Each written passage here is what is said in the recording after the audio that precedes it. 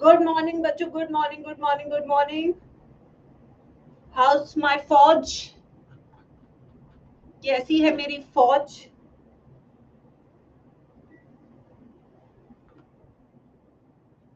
Good morning बच्चों, good morning, good morning. Welcome to the class. हाँ, आज annual function है धोनी का, तुम्हें याद था क्या? हाँ, मैं बस आज बहुत लंबी क्लास नहीं ले सकती क्योंकि मुझे उसे 2 बजे तैयार करके 2:30 बजे तक स्कूल में ड्रॉप करना है। यस। और फिर 4 बजे से एनुअल फंक्शन शुरू है, फिर एनुअल फंक्शन अटेंड करके हम वापस आएंगे, तो आज जल्दी छुट्टी होगी, मैं इतनी लंबी क्लास ले नहीं सकती। कल ऑफिस जा रही हूँ तो कल भी क्लास नहीं होगी। संडे का I will let you know. ठीक है? यस। जिनका भी बर्थडे है उनको सबसे पहले हैप्पी बर्थडे टू एवरीबडी। हाँ, कल छुट्टी रहेगी। अब ये ना बताए कि मैम 1 घंटे की क्लास, छोटी क्लास का मतलब हो सकता है 1.5 घंटा, 1 घंटा 40 मिनट। मेरे को उसको भेजना है ना, 2:30 बजे तक भेजना है, तो तैयार करने में भी 1:30 बजे तक क्लास रहे आज। ठीक है? ये ना सोचे कि 1 घंटे, आधा घंटा, ये मेरे साथ नहीं हो सकता। I am sorry. अब मैं आ गई हूँ स्टूडियो तो मतलब क्लास लेके ही जाऊंगी। कल शाम क्लास नहीं, कल भी ध्वनि का एनुअल फंक्शन है, 2 दिन का है, आज भी और कल भी है।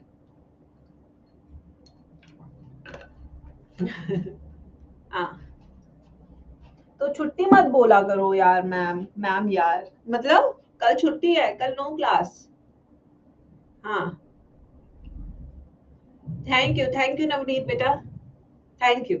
चले बच्चों, आज शुरू करते हैं एक और नया चैप्टर क्लास 12th का। इसके बाद हमारे में रह जाएंगे केवल 10 चैप्टर, जिसमें इकोलॉजी बहुत छोटा है, बायोटेक बहुत छोटा है, माइक्रोब्स बहुत छोटा है। तो अब हम तीसरे चैप्टर की ओर चल रहे हैं, जो कि अगेन इतना बड़ा चैप्टर नहीं है जितना रिप्रोडक्टिव हेल्थ है या सेक्सुअल रिप्रोडक्शन है। ये छोटा क्यूटो सा टॉपिक है, चैप्टर है। ठीक है, ये आप जानते हैं, बट इस चैप्टर के लिए स्ट्रिक्टली आप एनसीईआरटी पढ़ेंगे, कोई भी बुक और रेफर नहीं करेंगे, क्योंकि इस चैप्टर से जो भी सवाल आते हैं वो एनसीईआरटी लाइन टू लाइन से सवाल आते हैं। तो अगर आपको कोई कहे मॉड्यूल पढ़ लीजिए, नहीं जरूरत। अगर आपको कहे कि इस बुक से ही आएगा पेपर, तो वो भी करने की जरूरत नहीं है, क्योंकि उस बुक का नाम है सिर्फ एनसीईआरटी, जहां से पेपर आएगा। ठीक है? ओके बच्चों, वाटी ओनली एनसीईआरटी। तो आइए बच्चों, शुरू करते हैं आज का चैप्टर, वंडरफुल चैप्टर जिसमें बच्चों की नॉलेज है कताल।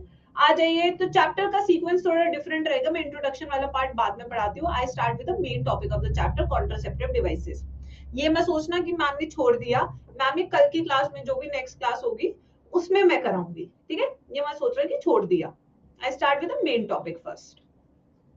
तो आज इस चैप्टर में हम स्टार्ट करेंगे कॉन्ट्रासेप्टिव डिवाइसेस से। लिखिए, कॉन्ट्रासेप्टिव डिवाइसेस। चलो बाबू, बाबू लोग, व्हाट इज कॉन्ट्रासेप्टिव डिवाइसेस?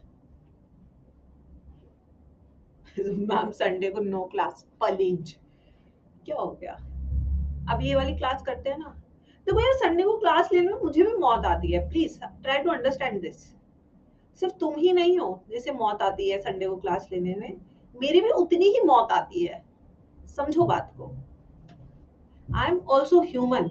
ऐसे थोड़ी टीचर है तो वो हमेशा एक्टिव रहेगा, हमेशा ही क्लास लेने के लिए कि भाई सोल्जर सोल्जर, कभी भी पढ़ा देगा सोल्जर। नो भाई no, I am not like that, I am just like you only.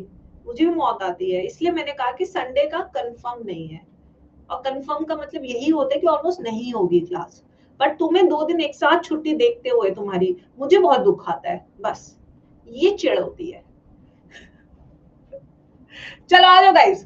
तो क्या होती है कॉन्ट्रासेप्टिव क्लास डिवाइसेस? बताइए जल्दी चैट बॉक्स में। हाँ जी, बैरियर बिटवीन फर्टिलाइजेशन। ओके तरंग, वेरी गुड डेफिनेशन। और और बताएंगे सब बच्चे, क्या होती है? To prevent unwanted pregnancy. I think this is by far the most right and accurate definition. Prevents happy birthdays. Oh, Sakshi, that's a Gen Z answer. Prevention for pregnancy. Okay, prevents pregnancy. To stop pregnancy. I think you people are somewhere the same. तो contraceptive devices वो होती है कि मजा भी रहे और result भी ना आए। समझ लो बात को? यानी कि प्रोसेस में हिंडर ना करे, बट जो रिजल्ट आता है फर्टिलाइजेशन का वो ना हो। सो इसका मेन गोल क्या है कॉन्ट्रासेप्शन का? Process by which we prevent pregnancies. क्या है कॉन्ट्रासेप्शन का मतलब गाइस? क्या मतलब है कॉन्ट्रासेप्शन का? कॉन्ट्रासेप्शन का मतलब है process by which we prevent pregnancy। ठीक है, अब इसको रोकने के लिए हमें क्या चाहिए? हथियार। क्या चाहिए? हथियार। उन हथियारों को क्या कहते हैं गाइस? उन हथियारों को हम कहते हैं कॉन्ट्रासेप्टिव डिवाइसेस। तो क्या क्या फीचर्स हैं? Features of ideal contraceptive device. चलो जल्दी से बताओ चैट बॉक्स में, जितना तुम्हें आता है, जितना तुमने सुना है, जितना एड वैड तुमने देखा है, जो भी है बताओ, बताइए बच्चों। अगर मैं एक कॉन्ट्रासेप्टिव डिवाइस को डिजाइन कर रही हूं तो क्या क्या चीजें मेरे दिमाग में होनी चाहिए? बताइए। चीप होनी चाहिए। चीप मतलब वैसी चीप नहीं, इट्स चीप। चीप माने सस्ती। ऐसा ना हो कि भाई बजट ही हिल जाए घर का, है ना? इतनी महंगी नहीं होनी चाहिए। अफोर्डेबल होनी चाहिए। ठीक है, कैसी होनी चाहिए? अफोर्डेबल। चाहे अमीर हो गरीब हो, ठीक है, सबका हक होना चाहिए इस चीज पे। अफोर्डेबल। और क्या होनी चाहिए? Yes, easily available. ऐसा ना हो कि हर बार अमेजोन करना पड़ रहा है ना, डिलीवरी के लिए। इजीली अवेलेबल होना चाहिए और यूजर फ्रेंडली होना चाहिए। ऐसा ना हो कि भाई देखो रिश्तेदारों की जरूरत पड़ रही है, भाई आएगा, भाई हेल्प करेगा तो कॉन्ट्रासेप्टिव डिवाइस काम करेगा, ऐसा नहीं होना चाहिए। ठीक है, यूजर फ्रेंडली होना चाहिए। Gives privacy to user. खुद से यूज करें और कुछ छुपी बातें अपने तक ही छुपी रहे। ठीक है, लेस साइड इफेक्ट्स। यस, कम से कम साइड इफेक्ट्स होने चाहिए। अगर ज्यादा साइड इफेक्ट्स है तो भाई देखो मजे के साथ साथ बीमारियां भी लग जाती है। ऐसा नहीं होना चाहिए। ठीक है, और क्या होना चाहिए? Should not interfere during the intercourse. ठीक है, ऐसा बड़ा सा कोई डिवाइस नहीं होना चाहिए कि लग रहा है कि यहाँ पे मैकेनिकल इंजीनियरिंग कर रहे हैं रादर देन इंटरकोर्स। ठीक है, ऐसा नहीं फील होना चाहिए। तो ये क्या है बच्चों? Should not interfere, should not interfere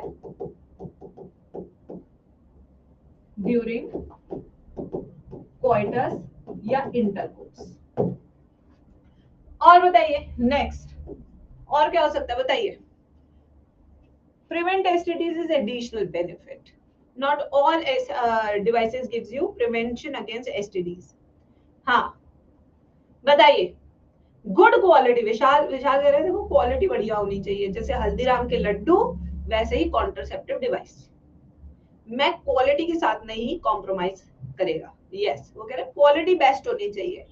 बिल्कुल सही, वेरी गुड विशाल, वेरी गुड। और बताइए रिवर्सिबल। अब ये रिवर्सिबल का मतलब क्या है?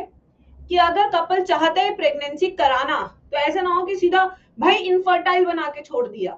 ऐसा नहीं होना चाहिए भाई। जब उसका यूज बंद करें हम डिवाइस का, then the couple should conceive, the couple should become pregnant. ठीक है, तो यहाँ पे बेटा रिवर्सिबल होना चाहिए। ऐसा नहीं कि परमानेंट इनफर्टाइल हो गए, स्टेराइल हो गए, बच्चा ही नहीं हो रहा है। जैसे कि यहाँ पे इंडियन वुमेन बहुत ज्यादा ये बात बोलती हैं कि भाई देखो अगर बहुत ज्यादा कॉन्ट्रासेप्टिव यूज करते हो तो फिर प्रेगनेंसी होने में मुश्किल होती है, और ये बात सच भी है। क्यों? ये अभी मैं आपको चैप्टर में बताऊंगी। It should be effective against pregnancy, यानी कि लोगों ने डिवाइस भी लगाई और पता लगे प्रेगनेंसी भी हो गई। ऐसा स्कैम नहीं होना चाहिए, ऐसा स्कैम नहीं होना चाहिए गाइस। ये बहुत बड़ा धोखा है यार, दिस इज वेरी बैड। ठीक है, तो ये सारी चीजें बच्चों ने बताया कि मैम अगर ये सारे फीचर्स होंगे तो बिल्कुल मजेदार काम होगा, कोई प्रॉब्लम नहीं होगी और धड़ाधड़ बिकेगी मार्केट में। फिर एडवर्टीजमेंट के लिए आप एक से एक बढ़िया सी वो चूज करते हैं। ठीक है, वो उनकी एंडोर्समेंट के लिए। तो बस ठीक है, अब आते हैं कौन कौन से मेथड्स है। नेक्स्ट टॉपिक स्टार्ट कर रहे हैं, contraceptive methods.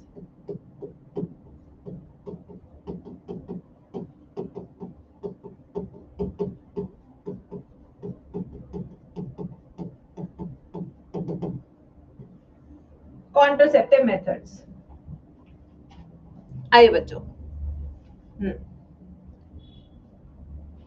I don't know why they are laughing. Bio classes are the best. विशाल देखो, विशाल कह रहा है हाँ हाँ हाँ, पिछले 4 महीने से वेट कर रहा था इस चैप्टर का, 4 महीने से। यस,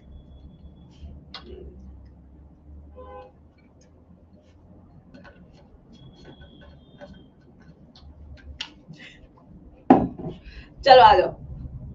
तो पहला मेथड है guys, the first method we are going to start today is natural methods. Natural methods, पहला कौन सा है? Natural method. अब नेचुरल मेथड्स का प्रिंसिपल क्या है? नेचुरल मेथड कहता है कि ओव्यूलेशन होता है 14th डे पे और ओवरवेट करता है स्पर्म का 24 से 48 आवर्स, उसके बाद वो दम तोड़ देता है। अगर इस 48 आवर्स हम स्पर्म की एंट्री ना होने दे, इन दोनों का मिलन ना होने दे, तो in that case we can avoid pregnancy. ठीक है? Yes, in that case one can avoid pregnancy. ठीक है? तो क्या है इसका प्रिंसिपल? इसका प्रिंसिपल नेचुरल मेथड का क्या कहता है? To avoid meeting of ova and sperm, ठीक है, naturally based on the timelines, naturally। समझे कि नहीं समझे? इस केस में किसी भी तरह की कॉन्ट्रासेप्टिव डिवाइस नहीं यूज की जाती है, नो कॉन्ट्रासेप्टिव डिवाइस। तो जो आप मैथ्स बचपन से पढ़ रहे हैं वो यहाँ पे आप जरूर लगा सकते हैं अपनी डेली लाइफ में। बच्चे कहते हैं ना कि मैम ये वाला मैथ्स कहाँ काम आएगा? डेली लाइफ में काम आएगा। कैसे आएगा अभी बताती हूँ तुम्हें, देखो। तो इसमें भी पहला मेथड है हमारा पीरियोडिक एब्स्टिनेंस। एब्स्टिनेंस का मतलब होता है एब्सेंट। कुछ समय महीने के ऐसे दिन होते हैं जब आपको इंटरकोर्स नहीं करना होता है, उसी को कहते हैं पीरियोडिक एब्स्टिनेंस। ठीक है? पीरियोडिक एब्स्टिनेंस, ये इसका दूसरा नाम है रिदमिक मेथड। Rhythmic method. अब देखिए इधर, फर्टाइल पीरियड, जो फर्टाइल पीरियड होता है उस पीरियड में अवॉइड करना है इंटरकोर्स। अब आप कहेंगे मैम ये फर्टाइल पीरियड क्या होता है, ये बताइए अब आप। चलिए बताते हैं बच्चों, what is a fertile period. देखिए, ये साइकिल है 1 से लेके 28 दिन की महिला की। पिछले चैप्टर में पढ़ाया था नहीं पढ़ाया था? जल्दी बताओ चैट सेक्शन में, जल्दी बताओ चैट सेक्शन में। हाँ जी, बताया था। कौन से दिन ओव्यूलेशन हो रही थी? 14th डे होती है ओव्यूलेशन। स्पर्म की लाइफ कितनी होती है? 72 आवर्स। 3 दिन तक वो मस्त तरीके से जिंदा रहता है। तो 3 दिन इधर और 3 दिन इधर, इस बीच में अगर स्पर्म है बॉडी में तो वो फर्टिलाइज कर देगा। तो इसलिए 10th से लेके 17th डे तक को हम क्या कहते हैं? Fertile period. क्या कहते हैं इस पीरियड को? Fertile period. इस समय अगर इंटरकोर्स होगा तो हाई चांसेस ऑफ प्रेगनेंसी है। क्या रहेगा इस टाइम पे? High chance of pregnancy. और ये तो हमें नहीं होने देना कॉन्ट्रासेप्शन में। तो किस समय क्वाइटस नहीं करना है अगर 28 दिन की साइकिल है तो? यस,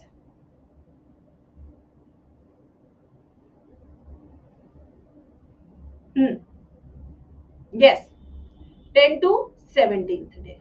ठीक है? अब यहाँ पे एक क्वेश्चन आता है, question, what is a fertile period of a female with 35 days of menstrual cycle. अब आप डॉक्टर हैं, आपके पास एक महिला आती है कि भाई मेरे तो जनरली 35 दिन की साइकिल है, वो पूछते हैं कि कब कब अवॉइड करना चाहिए कोइटस, तो क्या बताएंगे आप उसे? जल्दी बताइए। हाँ बताइए जल्दी से एवरीबडी, क्या रहेगा? अपने आप को डॉक्टर मानिए, आंसर बताने की कोशिश कीजिए एवरीबडी। तो इस केस में फर्टाइल पीरियड क्या रहेगा? सबसे पहले डे ऑफ ओव्यूलेशन कैलकुलेट करेंगे हम। Day of ovulation, day of ovulation कैसे कैलकुलेट करते हैं हम? Number of days in menstrual cycle minus 14, यानी 21st डे पे होगी आपकी ओव्यूलेशन। ये देखिए 3 दिन इधर 3 दिन उधर, यानी कि 18 से 18 to 24, this will be taken as fertile period in this case। तो जरूरी नहीं है हर महिला का fertile period फिक्स है guys. I'm telling you this again. It is not compulsory that every female has a fixed fertile period. That's why we have a heavy chance of failure. क्योंकि अगर calculation ढंग से नहीं हुई या hormones के कारण जल्दी ओव्यूलेशन हो गई और आपको लग रहा है कि ओव्यूलेशन नहीं होगी और हो गई, तो there are high chances of failure. So natural methods, periodic abstinence is a least side effect method, कोई साइड इफेक्ट नहीं है, but high chances of failure भी हैं क्योंकि हार्मोन्स पे आपका कंट्रोल नहीं होता है।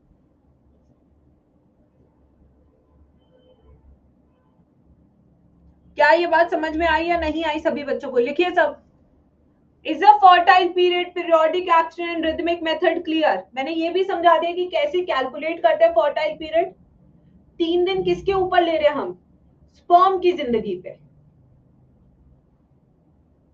लिखिए सब।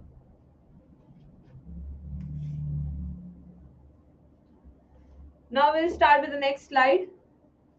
Next method.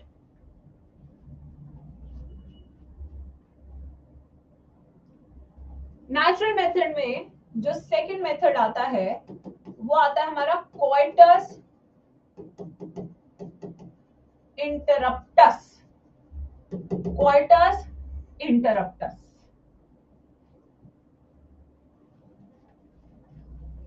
क्या है? कोइटस इंटरप्टस ये वो ताकत है जो पुरुषों में होती है अपने आप के ऊपर कंट्रोल की। इसमें महिलाओं का कोई रोल नहीं है। पुरुष कहते हैं कि just before ejaculation withdrawal of penis, यानी धार से पहले ही विड्रॉ कर लेना पीनिस को बाहर, जिससे कि इंसेमिनेशन ना हो पाए, transfer of sperms female reproductive system में ना हो। बट इसके लिए बहुत तपस्या चाहिए होती है, कंट्रोल की, अपने ऊपर अनुशासन चाहिए होता है। ठीक है, जो लोग फेल हो जाते हैं, जो नहीं कर पाते अपने आप को इस चीज में discipline, they should not go for coitus interruptus. ठीक है, यस बिल्कुल। दूसरी चीज, एक बच्चे ने पूछा मैम प्रीकम भी तो आता है, प्रीकम में भी स्पर्म्स होते हैं और कई बार जिनको लग रहा है कि भाई मैं तो फुल बाहुबली, ठीक है, मेरे में तो कंट्रोल है, बट प्रीकम काम कर देता है, वो स्पर्म उछल के चले जाते हैं कहाँ? ओवर तक। तो इसलिए अगेन नो गारंटी कि यहाँ पे परमानेंट प्रेगनेंसी नहीं होगी। Again chances of failure is high. Precum क्या होता है? लास्ट चैप्टर पढ़ी अनामिका दीदी। चलिए, एटलीस्ट बेटा लास्ट चैप्टर के क्वेश्चंस तो मत पूछो यार, तुम्हें मैंने ये सारे टर्म समझाए हैं, पढ़ के आया करो ना, थोड़ी सा गलत बात है, मैम सब समझाती है तुम्हें। आ जाओ। सो ये क्या है? Withdrawal of penis just before ejaculation।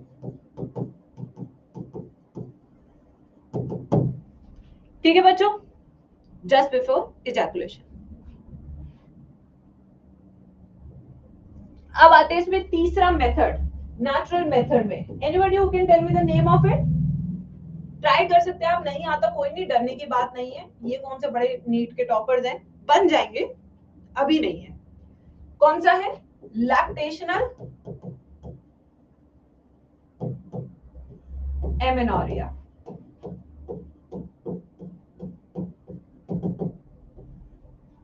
Lactational amenorrhea. सबसे पहले शब्द का मतलब समझते हैं। लैक्टेशन का मतलब है क्या? Period of intense breast feeding. ठीक है, ये कौन सा पीरियड है? Period of intense breast feeding, यानी कि बच्चा इस टाइम अपनी फूड के लिए मां पे ही डिपेंडेंट है। एमेनोरिया का मतलब क्या है? ए माने एब्सेंस, ए माने एब्सेंस ऑफ, मेनोरिया का मतलब है मेंस्ट्रुअल साइकिल, मेंस्ट्रुअल साइकिल। तो अब इसकी डेफिनेशन आप आराम से बना सकते हैं अगर आपको मतलब समझ में आए तो। During the period of intense lactation there is an absence of menstrual cycle maximum up to 6 months. NCERT लिखते हैं मैक्सिमम अप टू 6 months। ये काम सिर्फ 6 महीने तक करेगा, उसके बाद नहीं, उसके बाद फिर से मेंस्ट्रुअल साइकिल आनी शुरू हो जाएगी। ठीक है बच्चों, तो क्या है इसकी definition? During period of intense lactation there is absence of menstrual cycle maximum up to 6 months। ये इसकी डेफिनेशन हो गई। अब आप कहेंगे मैम ऐसा क्यों होता है, वाई, है ना?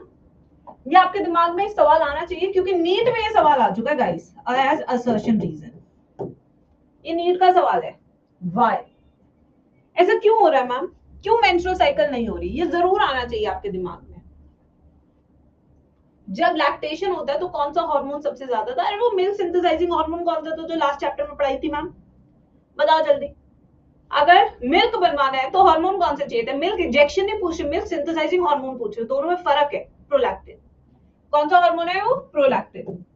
ये प्रोलैक्टिन बहुत ज्यादा होता है फीमेल के ब्लड में क्योंकि इसका काम होता है मिल्क सिंथेसिस। ये प्रोलैक्टिन क्या कहता है कि भाई पहले एक बच्चे का तो लालन पोषण कर लो, तब ना दूसरा बनाना। ये धड़ाधड़ साइकिल मत चलाओ। इवन भगवान ने भी एक नेचुरल गैप दे रखा है 6 महीने का 2 बच्चों के बीच में, कि लैक्टेशन होगा तो नई मेंस्ट्रुअल साइकिल नहीं आएगी, नया फॉलिकल नहीं बनेगा, नया ओवा नहीं बनेगा। तो कम से कम 6 महीने का तो गैप है 2 बच्चों के बीच में, है ना बच्चों? बट यहाँ पे कोई है ही नहीं, कोई रोक ना टोक नालायक। तो प्रोलैक्टिन क्या करता है? प्रोलैक्टिन भेजता है नेगेटिव फीडबैक। कौन सा फीडबैक भेजता है? Negative feedback.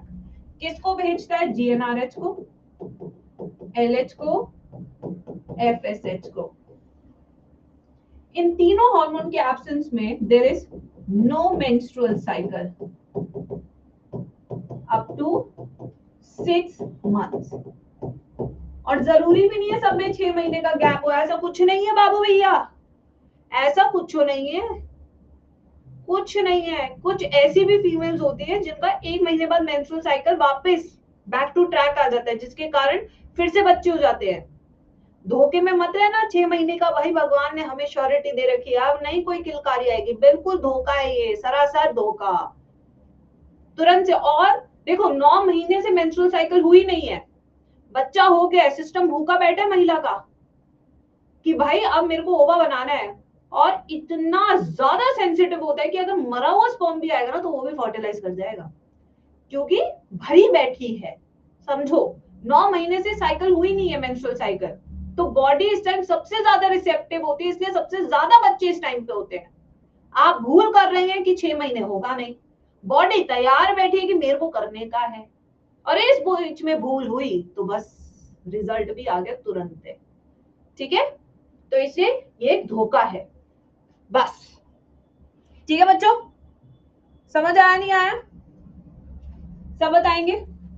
अब इसके कुछ नोट करके एक दो पॉइंट्स और लिख लेते हैं इस वाले मेथड के, फिर नेक्स्ट मेथड से शुरू करेंगे। नोट, सिंस ये नेचुरल मेथड है, किसी तरह के कॉन्ट्रासेप्टिव डिवाइस यूज नहीं हो रही है, तो क्या कोई साइड इफेक्ट्स होंगे गाइस? क्या कोई साइड इफेक्ट्स होंगे? Zero side effects. अरे आप कुछ यूज ही नहीं कर रहे हैं, ना कोई दवाई यूज कर रहे हैं, ना कोई बैरियर मेथड यूज कर रहे हैं, कुछ भी तो नहीं कर रहे, क्यों साइड इफेक्ट्स होंगे? बट सक्सेस रेट कितना है? What about the success rate? Very low success rate, very good. इनका वेरी लो सक्सेस रेट होता है। अब आते हैं नेक्स्ट पे। इसके बाद next method A B. Next method है हमारा इसके बाद बैरियर मेथड्स। कौन से मेथड्स है? Barrier methods. मैम इसमें डिलीवरी के बाद अगर इंटरकोर्स करे तो फीमेल को प्रॉब्लम तो होगी ना? वैसे करने कोई भी अवॉइड करता है एटलीस्ट फॉर 40 डेज, क्योंकि फीमेल वैसे बहुत कमजोर होती है, मरेली टाइप होती है। यस, इस मामले में पुरुषों को समझना चाहिए कि ये महिला फैक्ट्री नहीं है, बल्कि महिला है जो तेरे साथ रहेगी जिंदगी भर। ठीक है, एक समय आता है मम्मी पापा भी चले जाते हैं, रिश्तेदार भी अपने में बिजी हो जाते हैं, एक पत्नी ही होती है जो आपके अंत तक आपके साथ रहेगी। तो आपको रिस्पेक्ट देनी चाहिए, टाइम टू हील देना चाहिए। ठीक है बच्चों, ये बात बहुत जरूरी है आपको समझना कि महिला फैक्ट्री नहीं है। महिला बच्चे करती है, अपनी मर्जी से भी करती है, क्योंकि महिला में एक नेचुरल इंस्टिंक्ट होती है माँ बनने की। अभी नहीं, बाद में आ जाएगी, बट आती है।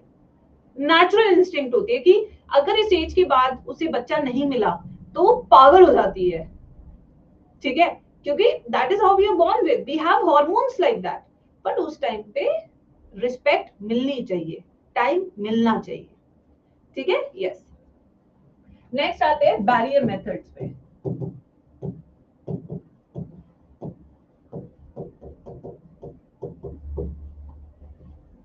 बैरियर मेथड्स लिखिए सब बच्चे, बैरियर मेथड्स। बैरियर यानी कि स्पर्म एंड ओवा के बीच में आपने दीवार खड़ी कर दी है। तो वो दीवार क्या है? यस बच्चों, वो दीवार क्या है? वो दीवार है जो स्पर्म और ओवा को मिलने नहीं दे रही फिजिकली। उसमें हम टाइमिंग अवॉइड कर रहे थे। ठीक है, कि मैं जैसे ऐश्वर्या राय एंड सलमान खान, शुरू में क्या होता, कोई भी वो प्रोग्राम होते थे तो पहले वो आ जाती थी या बाद में वो आ जाता था, they used to avoid each other. ठीक है, यहाँ पे बैरियर ही लगा दिया है, दिखेंगे ही नहीं भाई। ठीक है, तो इसमें क्या है, प्रिंसिपल क्या है इसका? To avoid meeting of sperm and ova physically. Now this is important line in NCERT, physically.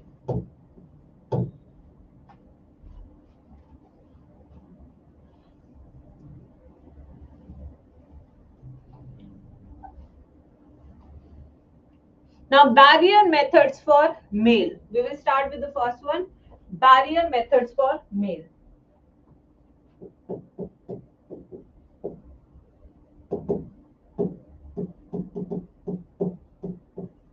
यानी कि these methods are used by males only. This cannot be used by females.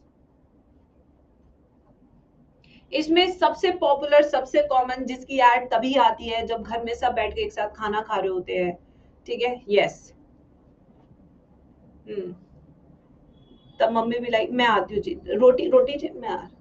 बच्चे भी लाइक, हलक से रोटी नहीं उतर रही।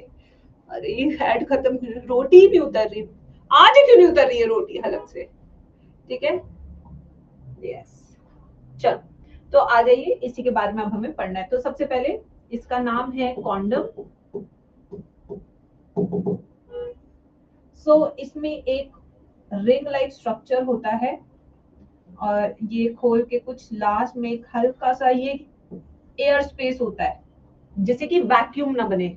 जब इसको पीनेस के ऊपर पहन लिया जाता है तो आगे की तरफ हल्का सा एयर रहता है, क्योंकि इंटरकोर्स के टाइम पे, ठीक है, अगर वैक्यूम बन गया तो ये फट जाएगा, तो वो वैक्यूम नहीं बनने देता। तो इसका ये सिग्निफिकेंस है इस वाले पार्ट का। This air cavity ensures no vacuum during, vacuum की स्पेलिंग गलत हो गई, इंटरकोर्स।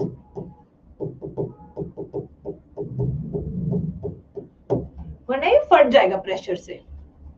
ठीक है,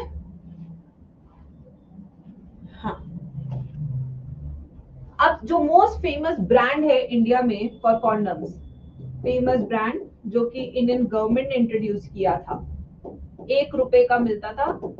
कॉन्डम वेल्डिंग मशीन्स भी बनाई थी जिसमें लोग पहले दिन ही जाके सारे निकाल लिए और फिर बेचना शुरू कर दिया 5 रुपए का। Welcome to the realistic India. इसमें 1 रुपए का एक कॉन्डम मिलता था। इस ब्रांड का नाम है निरोध। क्या नाम है इसका? निरोध। निरोध नाम है इस ब्रांड का। ये जो कॉन्डम है, मेल कॉन्डम, किससे बना होता है? लेटेक्स शीट से बना होता है। किससे बना होता है ये? Latex sheet. ये लेटेक्स कहां से आता है? It's a plant product. Latex plant product जितना पतला होगा उतना महंगा होगा। आजकल इसका वेरिएशन भी मार्केट में रहता है, वो अपने टेस्ट के हिसाब से है, ठीक है। बाकी जितना पतला उतना महंगा। नेक्स्ट, वर्न ओवर पीनिस, यानी एक्सटर्नल जेनिटेलिया के ऊपर पहना जाता है। इसका एडिशनल बेनिफिट क्या है? इसका एडिशनल बेनिफिट है कि कॉन्डम्स जहां प्रेगनेंसी को प्रिवेंट करते हैं वहां पे इट आल्सो प्रिवेंट एसटीडीज, ठीक है। एडिशनल बेनिफिट क्या है इसका? Additional benefit prevent STDs. Condom धो के वापस यूज नहीं किया जा सकता है, यानी कि इट इज नॉन रियूजेबल। कैसे ये? नॉन रियूजेबल, नॉन रियूजेबल, ठीक है। दूसरी चीज, गिव्स प्रिवेसी टू यूजर। पूरे खानदान को बताने की जरूरत नहीं है आज क्या यूज करने जा रहे हैं, ठीक है, खुद से ही कर सकते हैं। निरोध कहाँ मिलता है? मृणाल, मुझे तो नहीं पता बेटा, जाके केमिस्ट वाले भैया से पूछ लो, वो बहुत रोमांचक तरीके से बताते हैं, देखा है मैंने, और सबसे आगे सजा के रखते हैं सब चीजें। जब भी कोई लड़का आते हैं तो रोमांचक तरीके से बताते हैं, जैसे पूरा एक्सपीरियंस किया हर चीज का, नालायक।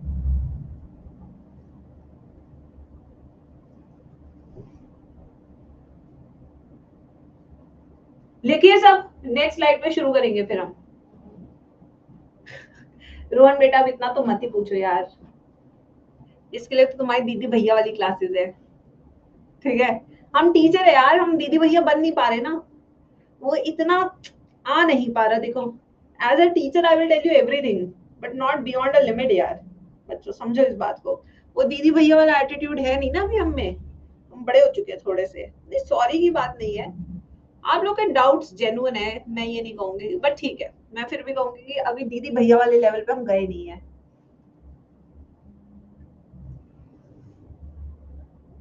चले भाई नेक्स्ट, बस सब शांत रहेंगे, क्लास पे फोकस करेंगे सब। चलिए नेक्स्ट आते हैं,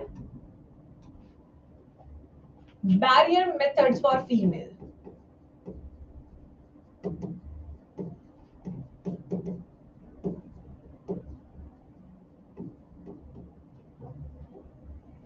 तो ये जो भी हम बात करेंगे अभी वो सब फीमेल सेंट्रिक बैरियर मेथड्स है जो फीमेल्स द्वारा यूज किया जाता है, ठीक है। यस, तो इसमें सबसे पहला कौन सा आता है? इसमें सबसे पहला आता है फेमिडोम्स। Femidomes are also called as fem shields. They are also called as fem shields. Also called as female condoms. Female condoms. इसमें 2 रिंग्स होती है। अरे इतना एक्टिव कैसे हो चैट सेक्शन में भाई? फुल स्पीड से नोट्स बना रही हूँ मैं, समझा भी रही हूँ, लिख का ही नहीं रहे हो तुम लोग। नोट्स नहीं बना रहे क्या आज? बाद में बनाओगे? हाँ, तो इसमें 2 रिंग्स होती हैं, एक बाहर वाली बड़ी रिंग और ओपन होती है। Outer ring is big and open. फिर ये है इसकी थैली, रबड़, और पीछे एक और रिंग है, ये वाली रिंग है स्मॉल एंड क्लोज्ड। इस फीमेल कॉन्डम को पहना जाता है वजाइना पे। कहां पे? वजाइना। ये वाला पार्ट बाहर की तरफ फेस करे, ये वाला अंदर जाएगा वजाइना के।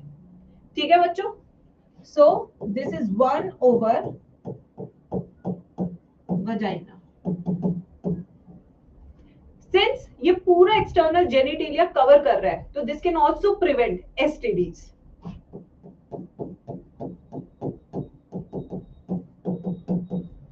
This also gives privacy to user. This is non reusable, वापस यूज नहीं कर सकते इसे। किससे बनाइए? रबर से, फाइन रबर और प्लास्टिक से।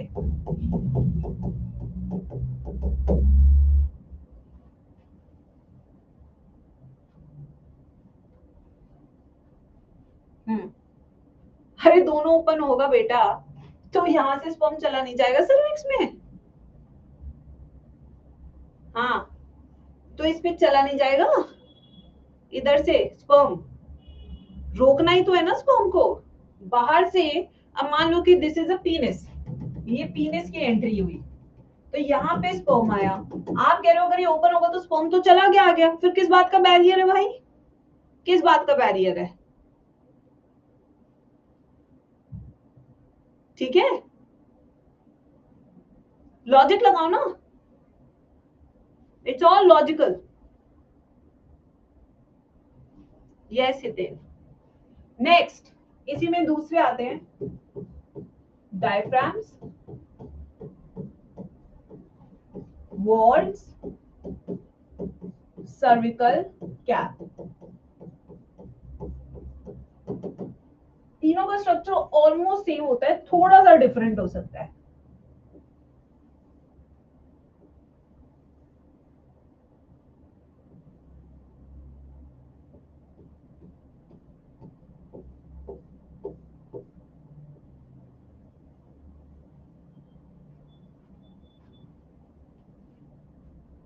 यस बच्चों,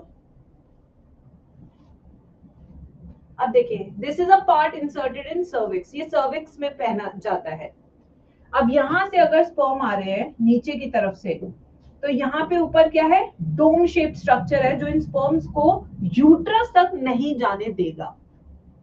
ठीक है, यस, यूट्रस तक नहीं जाने देगा। सो ये क्या है? सबसे पहले दे आर रीयूजेबल, इन्हें वापस रीयूज कर सकते हैं, धो के वापस यूज कर सकते हैं। दूसरी चीज क्या है बच्चों? कि it is one inside cervix. इसको कहां फिक्स करते हैं? सर्विक्स ऑफ फीमेल पे। No prevention from STD. क्यों एसटीडी से प्रिवेंशन नहीं मिल रही इस मेथड में? क्योंकि external genital still expose to penis, direct contact हो रहा है, तो वहां से इंफेक्शन फैल सकता है। ठीक है, privacy to user, yes, gives privacy to user। ये भी रबर से बने होते हैं, रबर और plastic.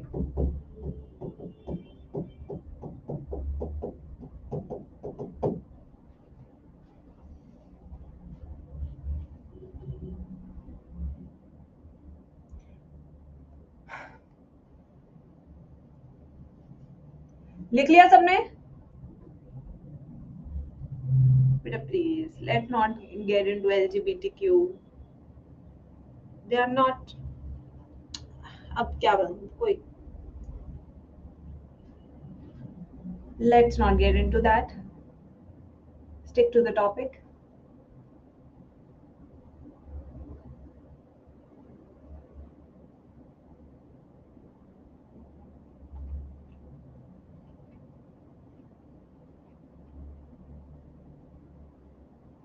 Next method, let's start. Next method है हमारा केमिकल मेथड्स। कौन से? Chemical methods.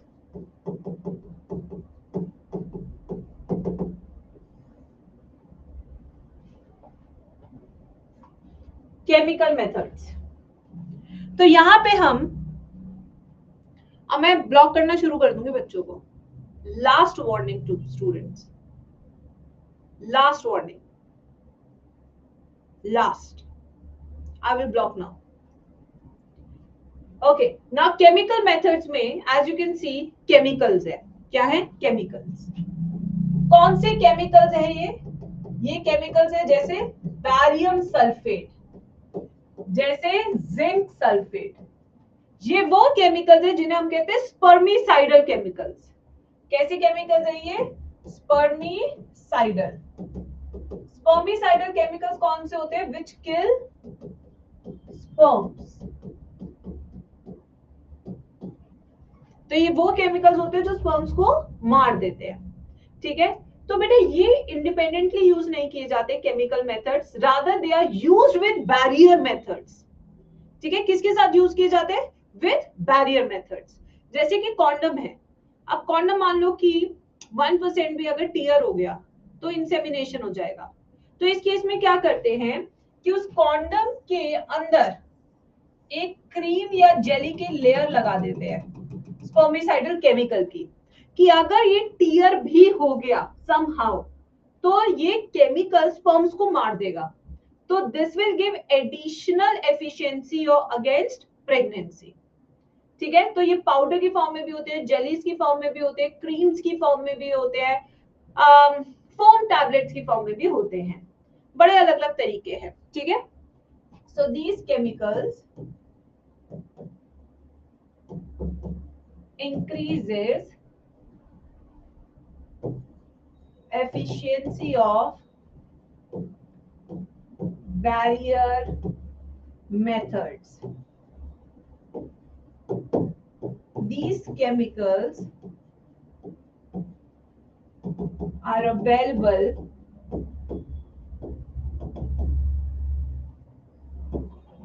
in the form of cream, jellies, foam tablets, etc.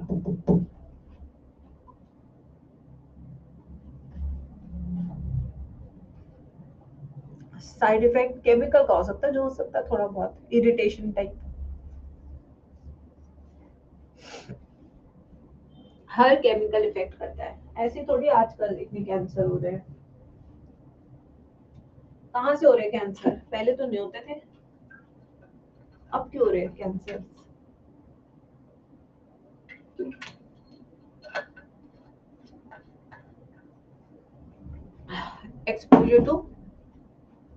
Exposure to chemicals के कारण. हाँ, फोम ओरली नहीं लेते. फोम टैबलेट्स होती है, एक छोटा सा स्पंज ले लेते हैं, स्पंज के अंदर टैबलेट डाल देते हैं और वो वजाइना में डाल देते हैं. फिर स्पर्म आता है तो वो घुलता जाता है फॉर्म के अंदर. But these are very risky matters.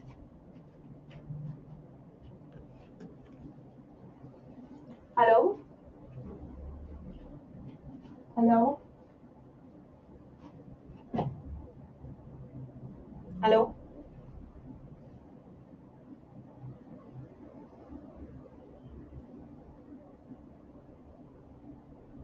Hello. Yes.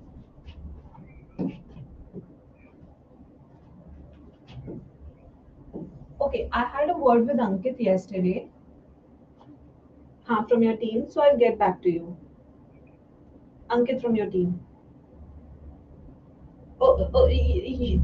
Like you from the magazine, right? Women Entrepreneur magazine, right? So from your team only somebody, Ankit, called me yesterday to talk about it. Yes. So I'll get back to you for that topic. Okay? I lost क्यों था भाई? चलो. अब next क्या है बच्चों? Intra uterine devices. intrauterine devices. IUDs, most important for NEET exam. Most important.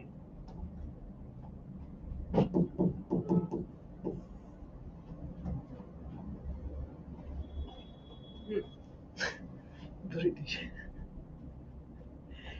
बदतमीज, अपनी ही टीचर का मजाक उड़ाते हैं नालायक। फटफट अंग्रेजी बोल रही मैम तो। Thank you. So there is this magazine which is a women entrepreneurship magazine. So they have selected 10 women, and since I'm from BHU, so they took my name from my university. My university recommended me. मैं उनकी alumni हूँ of course. तो अभी एक interview lined up है उनके साथ मेरा. So they'll be asking about the journey and everything. तो ऐसा कुछ है. अभी मेरे को भी पता करना है ये कितना जेन्युइन है कितना नहीं है यार. मैं भी थोड़ा सर्च कर रही हूँ. सो जितने भी विमेन एम्पावरमेंट के लिए काम करते हैं सब. ओके, हम हैं इंट्रा यूट्राइन डिवाइसेस पे. ठीक है, तो ये क्या है? लोकेशन. इसका लोकेशन कहाँ पे इंसर्ट की जाती है? आईयूडीज. नाम से बता दो यार, बड़ा सिंपल है. यस.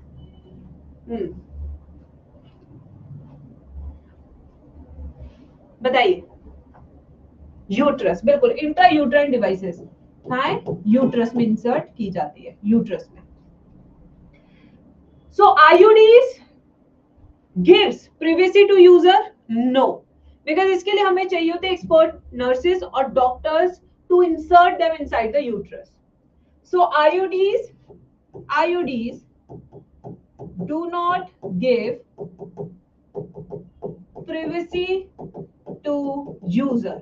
क्यों नहीं दे रहे privacy to user? As expert nurses or doctors are required to insert them into uterus.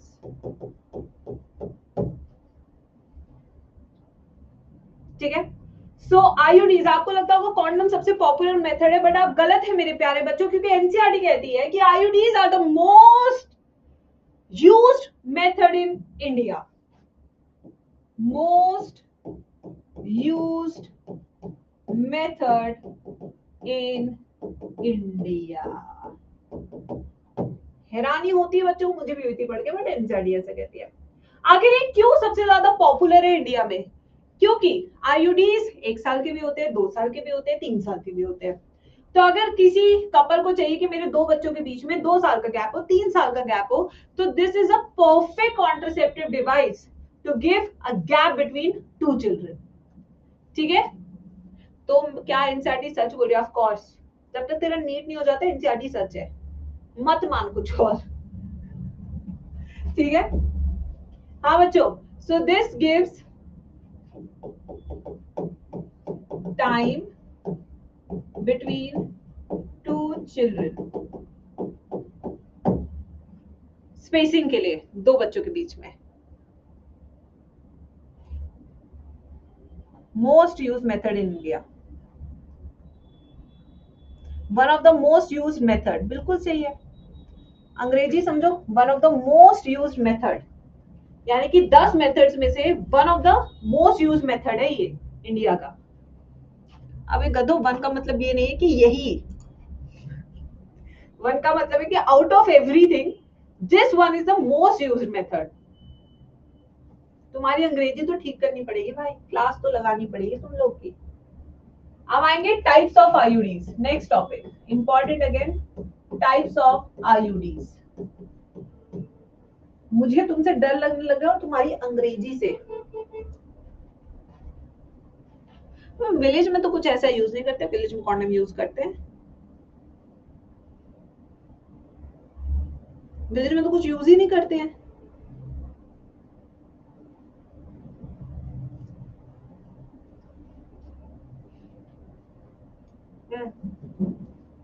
चलो, तो इसमें सबसे पहला कौन सा है? अरे साइड इफेक्ट सब बता दूंगी, चिंता मत करो तुम.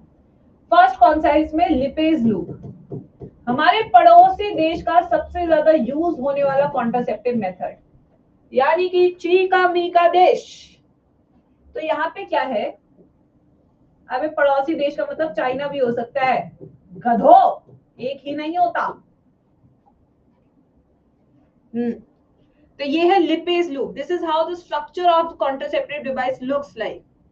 इस लूप को किसमें भिगो देते हैं? जिंक सल्फेट में, बैरियम सल्फेट में, और फीमेल के यूट्रस में इंसर्ट कर देते हैं. जब जब स्पर्म जाता है वो केमिकल कहता है भस्म कर दूंगा तुझे, मैं हूं भस्मासुर. ठीक है, बस. तो यहाँ पे the loop is impregnated with barium sulfate or zinc sulfate, which kills sperm. समझ आया नहीं आया?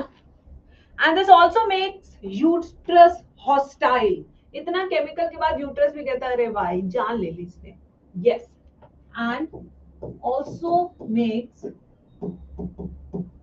uterus hostile. मतलब कि इम्प्लांटेशन के लिए अच्छा माहौल नहीं है. जैसे बिना नानी के मामा मामी के घर चले जाओ, मजा सा नहीं आता, वो अपनापन फील नहीं होता, चाहे कितने ही अच्छे मामा मामी हो. मेरी नानी गई तो मामा मामी के घर बहुत अच्छे हैं, बट वो वाइब नहीं है यार, वो वाइब नहीं है. पहले वो नानी का घर था, मामी का घर बोलने का मन नहीं करता, पैसे भी मिलते हैं. चलो, ये भी एक काफी स्ट्रॉन्ग रीजन है. ठीक है, हॉस्टाइल कहते इसे. अब नेक्स्ट है बच्चों इसमें हमारा मेडिकेटेड आईयूडीज. ये इनका दूसरा नाम है हार्मोन रिलीजिंग आईयूडीज.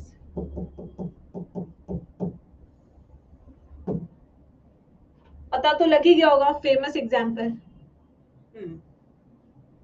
नानी आपको पैसे देती है. नहीं, नानी used to give me like 5 rupees, then 10 rupees. But नहीं, मैं अपनी नानी से बहुत ज्यादा प्यार करती थी. I was very attached to my nani. Yes, मैं उनकी फेवरेट थी. जहां बाकी बच्चों को एक गोंद के लड्डू के 4 पीस मिलते थे, 4 पीस में से एक को तोड़ के थोड़ा थोड़ा देती थी, मेरी नानी मुझे पूरा एक लड्डू देती थी. सी, तो प्यारी बनेगी ना मेरी नानी. बिल्कुल. अब देखो यहाँ पे मेडिकेटेड आईयूडीज में 2 एग्जांपल. एक है LNG-20 विच इज लीवोनॉर्जेस्ट्रॉल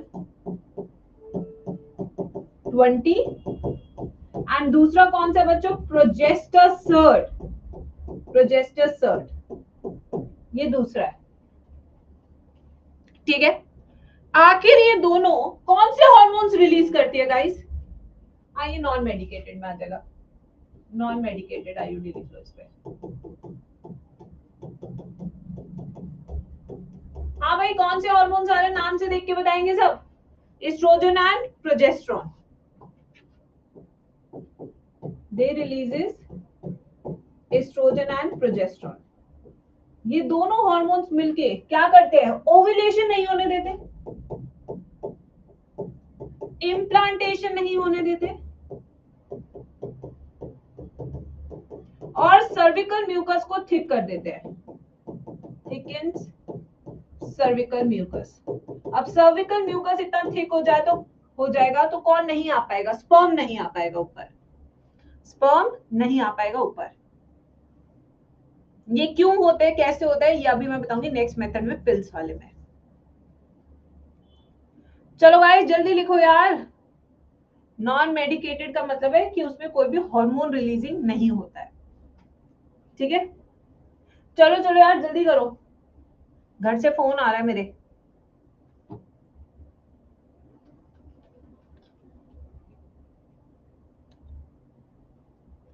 नेक्स्ट है हमारा इसमें third category, copper releasing IUDs. Copper releasing IUDs एक टी शेप स्ट्रक्चर होता है ऐसे. इसके ऊपर कॉपर वायर रोल्ड होती है ऐसे. हर दिन धीरे धीरे कॉपर निकलता है जो स्पर्म को क्या करता है? उसकी मोटिलिटी को सप्रेस करता है. ठीक है, ये काम करता है ये। सो ये copper suppresses sperm motility and also causes phagocytosis of sperm. Example, okay, copper T, copper 7, multi-load 375, ये सारे।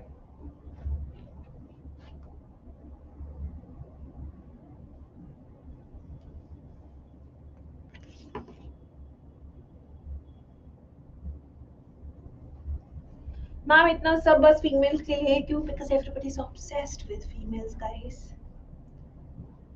हर जगह से तो इग्नोर हो जाते हैं ये लोग, कहीं पे भी तो इज्जत हो नहीं रही है। Everybody, every research, every market is running because of females. Every research is going on because of females. If we are not there, who is there then? Boys doesn't have so much of things which interest anybody. Okay बच्चों? Yes. तो हर चीज में अपने आप को value करना सीखना चाहिए। कॉपर टी, सीमा जी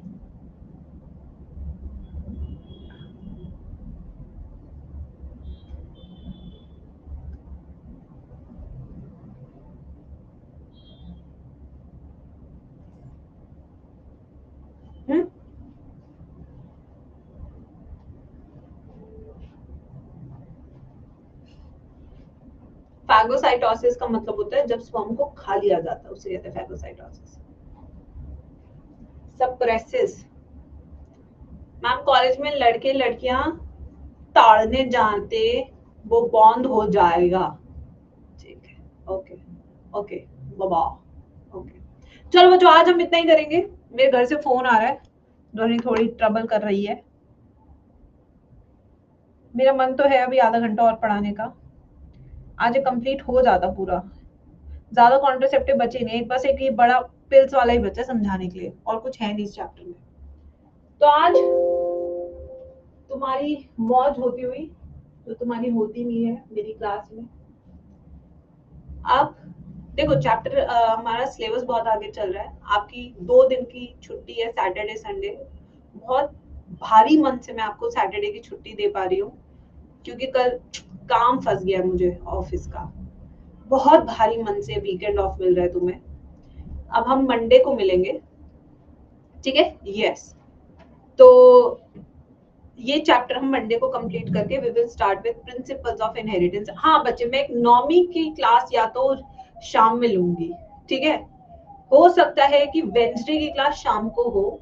उसका रीजन आपको पता है, नौवीं की सुबह पूजा होती है घर में, वो कंजक वंजक सब रहता है, तो उसमें टाइम लगता है। एक वो क्लास और थोड़ी सी होगी, और दशहरे की छुट्टी होगी। यस, मैं तुम्हें आगे की छुट्टी का प्लानर दे देती हूँ भाई, क्योंकि मैंने पहले कहा था इस महीने बहुत ज्यादा त्योहार है, और त्योहारों में ऐसे ही होगा कि छुट्टी लेनी पड़ेगी। देखो 30 को आपकी, अच्छा 2 अक्टूबर की तो आपकी वैसी छुट्टी है, उसे तो आप इग्नोर करो। आपकी 2 अक्टूबर को दशहरा आई गेस, हाँ 2 अक्टूबर की आपकी छुट्टी है। टेक इट एज गांधी जयंती, या आप उसे दशहरा लीजिए, वो तो आपकी छुट्टी है। एंड इवन 1st को आपकी छुट्टी हो सकती है, that I will tell you कि मैं रीस्केड्यूल करूंगी, छुट्टी लूंगी। ये आपका आगे का और शेड्यूल रहेगा, क्योंकि भाई घर में पूजा होती है तो सुबह सुबह नहीं आया जाता, ठीक है? ये भी आपका आगे का प्लानर है। चलो बाय बाय, टेक केयर।